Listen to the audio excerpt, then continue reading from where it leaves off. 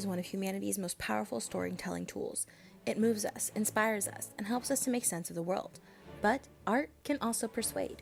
Across history, rulers, governments, and entire movements have used art as a tool of propaganda to shape public opinion, legitimize authority, and create lasting symbols of power. Today, we're exploring how art and propaganda intertwine by learning how images crafted centuries apart can all serve the same purpose, to convince us of a message, whether divine, political, or ideological. So to learn more, keep on watching. Our examination begins in ancient Rome with Trajan's Column, one of the most ambitious monuments of imperial propaganda ever created. Emperor Trajan ruled from 98 to 117 CE, during which many historians consider the height of the Roman Empire. His reign was marked by expansion, stability, and massive building projects that transformed Rome into a city of marble. But his crowning military achievement, and the story immortalized on the column, was his conquest of Dacia, a wealthy region located in what is now Romania. The Dacian Wars took place between 101 and 106 CE. Dacia was rich in gold and natural resources, and its defeat secured Rome's borders and filled its treasury. For the Roman public, these victories were a symbol of imperial destiny fulfilled. Trajan wanted to make sure that no one forgot that. Standing at nearly 100 feet tall in Trajan's Forum, the column is covered with a spiraling frieze that stretches over 600 feet if unrolled. Think of it like an ancient comic book. It depicts more than 2,500 figures carved in stunning detail. The scene shows Roman soldiers building bridges, constructing fortifications, marching in perfect order, and of course, defeating the Dacians under the calm, commanding presence of the emperor. In fact, Trajan appears more than 50 times throughout the column. But this just wasn't a record of war. It was a narrative carefully crafted to glorify Trajan's leadership and the moral righteousness of Rome's conquest.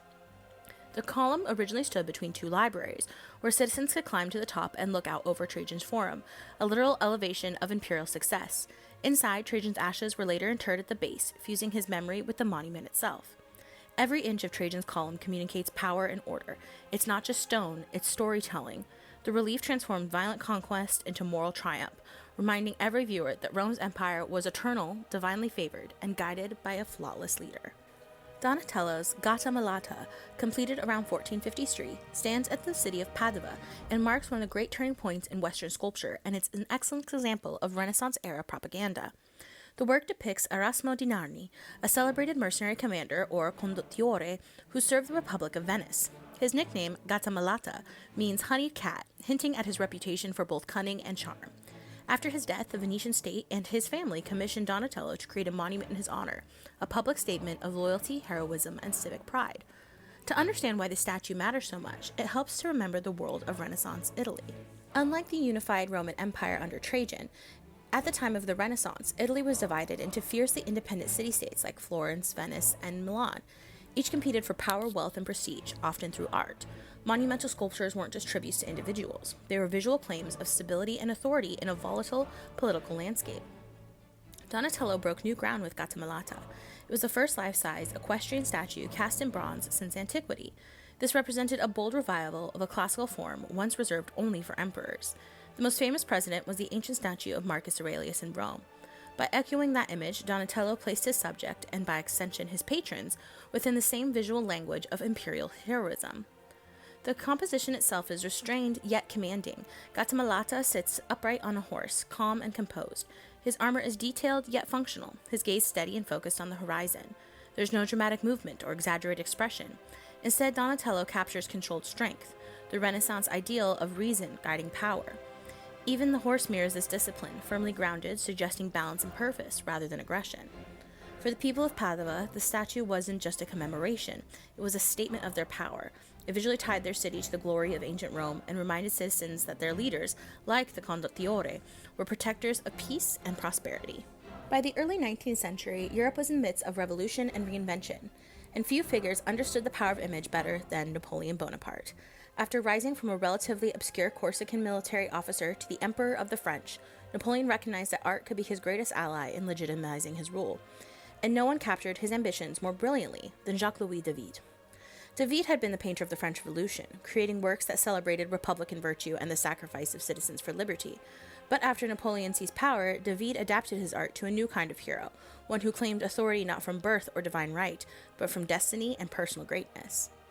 The coronation of Napoleon was completed between 1805 and 1807, and it's one of the largest and most spectacular propaganda paintings in history. It measures over 30 feet wide and is filled with nearly 100 figures, most of them painted from life. It depicts the lavish ceremony held in Notre Dame Cathedral in Paris on December 2nd, 1804, when Napoleon crowned himself Emperor of the French. In traditional coronations, the Pope placed the crown upon the ruler's head, a ritual that symbolized divine approval. But Napoleon, ever the strategist, changed the script. In front of Pope Pius VII and the gathered elite of France, he took the crown into his own hands and placed it on his head, asserting that his authority came from himself, not from the church. David immortalized this moment in oil and symbolism. The emperor stands tall and centered in the composition, his arm raised mid-crowning gesture, glowing in the light that falls dramatically across the scene. The Pope is pushed to the side, present yet passive, a visual metaphor for Napoleon's dominance over both religion and politics. The Empress Josephine kneels gracefully before him, her white gown a symbol of purity and legitimacy. Every detail of this painting is carefully orchestrated to communicate order, majesty, and divine purpose. The grand arches of Notre Dame frame the scene like a stage. The deep reds and golds of the palette invoke imperial Rome and sacred ritual. Even the inclusion of Napoleon's mother, who did not actually attend the coronation, showed how David shaped history to fit myth. This wasn't just a record of the event. It was visual propaganda at its most sophisticated. Displayed publicly in the Louvre, the painting transformed a political coup into an act of destiny. It declared that Napoleon was not a usurper, but a rightful, almost divine ruler, the heir to both classical empire and Enlightenment ambition. During the early 19th century, Europe was not only reshaped by Napoleon's conquest, but by the reactions they provoked. In Spain, what began as an occupation quickly turned into one of the bloodiest resistances of the era. When French troops invaded in 1808 under the guise of, quote, liberating the Spanish people, they instead installed Napoleon's brother, Joseph Bonaparte, as king. This move sparked national outrage and rebellion. On May 2, 1808, citizens of Madrid rose up against French forces. The following day, hundreds of Spaniards were rounded up and executed as punishment. These events became a national trauma remembered as the beginning of the Spanish War of Independence. Francisco Goya, who served as a court painter to the Spanish crown, witnessed the occupation and its horrors firsthand. Once a supporter of Enlightenment ideals, Goya became increasingly disillusioned as he saw how power, whether royal or revolutionary, could lead to cruelty. When peace was restored, the Spanish government commissioned him to commemorate the uprising. The result was the 2nd of May, 1808, and its haunting companion, the 3rd of May, 1808. In the 3rd of May, Goya abandons the traditional language of victory and glory. Instead, he gives us the raw emotion of terror and martyrdom. The painting centers on a single figure, a man dressed in white, arms flung open as he faces a French firing squad. His position recalls the crucifixion of Christ, transforming him from an anonymous victim into a symbol of universal sacrifice. The executioners, by contrast, are faceless and mechanical. Their backs are turned to us, their muskets forming a cold diagonal line that cuts jarringly across the composition. Behind the central figure lies a heap of bodies, the past and future victims of state violence. The scene is illuminated by a single lantern, its harsh light exposing every detail, like the truth refusing to stay hidden. This was radical imagery for the time. Rather than glorify the Spanish crown or demonize the French with heroic exaggeration, Goya humanized the victims and forced viewers to confront the actual cost of war. His message was clear: violence, no matter who commits it, destroys humanity. When the painting was completed in 1814, it functioned as a form of official propaganda, a patriotic monument to Spanish resistance. But it transcended that role. The 3rd of May is one of the first works of modern political art, using emotion, not idealism, to move its audience. As we move into the 20th century, the power of propaganda evolved alongside technology and politics. No longer limited to marble, bronze, or paint on canvas, art became mass-produced force that making it capable of shaping not just how people thought about leaders, but how they lived and worked every day. Few images capture this transformation more completely than Chairman Mao Goes to Anyang. Painted in 1967 by Liu Qihao, this painting becomes one of the most iconic works of Chinese cultural revolution. During this period, Mao Zedong sought to reassert his authority after years of internal political struggle. The Cultural Revolution aimed to renew China's revolutionary spirit, but also relied on art and imagery to build a cult of personality around Mao himself.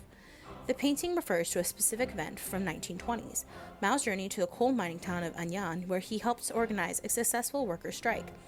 In reality, this early act of leadership was relatively minor in Mao's long career. However, during the Cultural Revolution, it transformed it into a mythic origin story.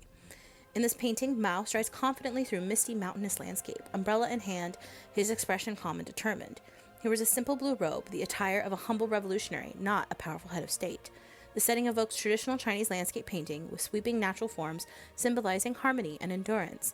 Yet the crisp realism and the heroic posture come straight from the visual vocabulary of socialist propaganda. Everything in the image works to construct an ideal. Mao as the wise, selfless leader, one with both the people and the land.